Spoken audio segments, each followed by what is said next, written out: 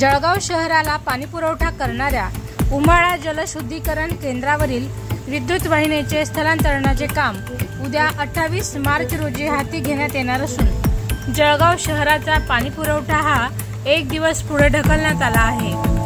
Waghur pumping व उमाळा जलशुद्धीकरण केंद्र विद्युत वाहिनी MIDC या दोन भागात महावितरणाच्या वतीने स्थलांतरित करण्यात येत आहे। या स्थलांतरणाच्या कामामुळे जळगाव शहराचा पाणीपुरवठा एक दिवस पुढे ढकलण्यात आला आहे।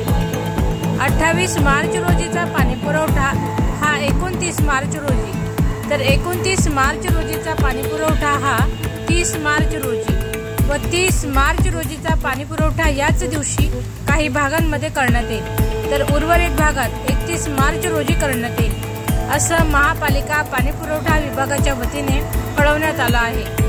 पाण्याचा जपून आणि काटकसरीने वापर करावा असं आवाहन सुद्धा महापालिकेच्या वतीने करण्यात आलं आहे।